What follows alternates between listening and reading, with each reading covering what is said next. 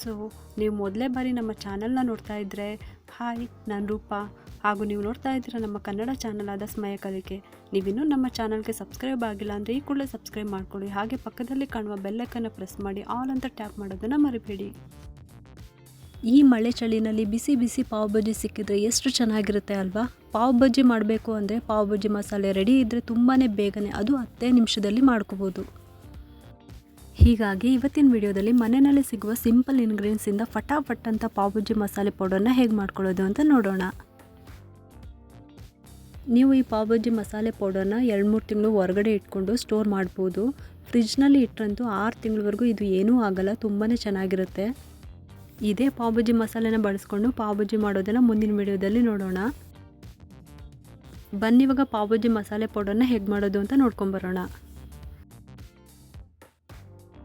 ಒಂದು ಪ್ಯಾನ್ನಲ್ಲಿ 2 ಚಕ್ಕೆ, 2 ಏಲಕ್ಕಿ, 8ರಿಂದ 10 ಲವಂಗ,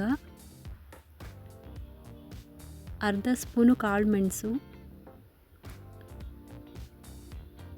1 ಚಮಚ ಜೀರಿಗೆ, 1 ಸ್ಪೂನಷ್ಟು ಸೋಂಪು ಕಾಳು, ಅರ್ಧ ಸ್ಪೂನು ಮೆಂತ್ಯ ಕಾಳು, 1/2 ಚಮಚದಷ್ಟು ಧನಿಯಾ ಬೀಜ, 2 ಪಲಾವ್ ಎಲೆ, 2-3 ಬ್ಯಾಡಗೆ ಮೆಣಸಿನ್ಕಾಯಿ. ಇದಿಷ್ಟು ಇಂಗ್ರೀಡಿಯೆಂಟ್ಸ್ನ ಹಾಕೊಂಡಿದ್ಮೇಲೆ ನಾನು ಇವಾಗ ಸ್ಟವ್ ಆನ್ ಮಾಡ್ಕೊಂಬಿಟ್ಟು ಇದನ್ನು ಬಿಸಿ ಮಾಡ್ಕೊತಾ ಇದ್ದೀನಿ.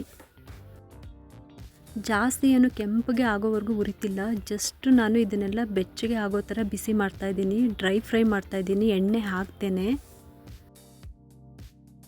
ನಾನಿಲ್ಲಿ ಕಡಿಮೆ ಕ್ವಾಂಟಿಟಿನಲ್ಲಿ ಮಾಡ್ಕೊತಾ ಇದ್ದೀನಿ. ಇನ್ ಕೇಸ್ ಒಂದೇ ಸಲ ಜಾಸ್ತಿ ಕ್ವಾಂಟಿಟಿನಲ್ಲಿ ಮಾಡ್ಕೊತೀವಿ ಅನ್ನೋದಿದ್ದರೆ ನಾನು ಸ್ಪೂನಲ್ಲಿ ಅಳತೆ ತೊಗೊಂಡಿರೋ ಥರ ನೀವು ದೊಡ್ಡ ಸೌಟ್ ಅಳತೆನಲ್ಲಿ ತೊಗೊಂಡ್ರೆ ಇದು ಸರಿ ಹೋಗುತ್ತೆ.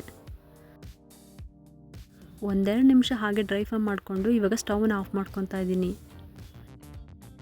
ಇದು ಕಂಪ್ಲೀಟ್ ತಣ್ಣಗೆ ಆಗೋವರೆಗೂ ಕಾದು ನಂತರ ಇದನ್ನು ಮಿಕ್ಸಿ ಜಾರ್ಗೆ ಒಂದು ಫೈನ್ ಪೌಡರ್ ಮಾಡ್ಕೊಳ್ಳೋ ಥರ ನಾನು ಹಾಕ್ಕೊತಾ ಇದ್ದೀನಿ. ಇವಾಗ ಇದು ತಣ್ಣಗೆ ಆಗಿದೆ, ನಾನು ಇವಾಗ ಮಿಕ್ಸಿ ಜಾರ್ಗೆ ಹಾಕ್ಕೊತಾ ಇದ್ದೀನಿ. ಇವಾಗ ಇದನ್ನು ಫೈನ್ ಪೌಡರ್ ಮಾಡ್ಕೊಂಡು ಬರ್ತೀನಿ ನಾನು.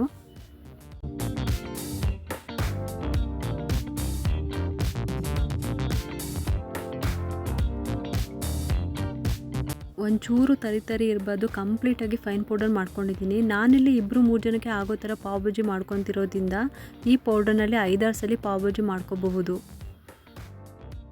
ಎಷ್ಟು ಬೇಕೋ ಅಷ್ಟು ಯೂಸ್ ಮಾಡಿಕೊಂಡು ಇನ್ನು ಮಿಕ್ಕಿದ್ದನ್ನು ಒಂದು ಗಾಳಿ ಆಡದ ಡಬ್ನಲ್ಲಿ ಹಾಕೋಬೇಕು.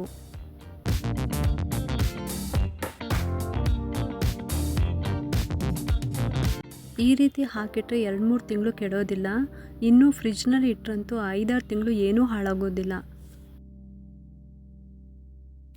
ನೀವು ಕೂಡ ಈ ಮಸಾಲೆ ಪೌಡರ್ನ ಟ್ರೈ ಮಾಡಿ ನೋಡಿ ಹೇಗೆ ಬಂತು ಅಂತ ಹೇಳಿ. ಈ ಒಂದು ಪೌಡರ್ ರೆಡಿ ಇದೆ, ಫಟಾಫಟ್ ಅಂತ ಆರಾಮಾಗಿ ಪಾವ್ ಬಜ್ಜಿ ಮಾಡ್ಕೋಬೋದು ನಾವು ಯಾವಾಗಲೇ ಆಗಲಿ.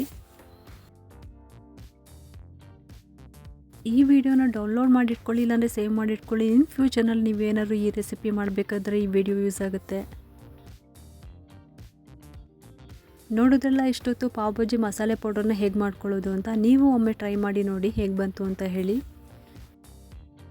ನಿಮಗೆಲ್ಲರಿಗೂ ಈ ವಿಡಿಯೋ ಇಷ್ಟ ಆಗಿದ್ರೆ ಒಂದು ಲೈಕ್ ಮಾಡಿ, ಶೇರ್ ಮಾಡಿ ಮತ್ತು ಸಬ್ಸ್ಕ್ರೈಬ್ ಮಾಡಲು ಮರಿಬೇಡಿ. ಯಾಕೆಂದರೆ ನೀವು ಮಾಡೋ ಒಂದು ಸಬ್ಸ್ಕ್ರೈಬಿಂದ ನಮ್ಮಂತಹ ಸಣ್ಣ ಸಣ್ಣ ಚಾನಲ್ಸ್ಗೆ ಒಂದು ಸಪೋರ್ಟ್ ಮಾಡ್ದಂಗೆ ಆಗುತ್ತೆ.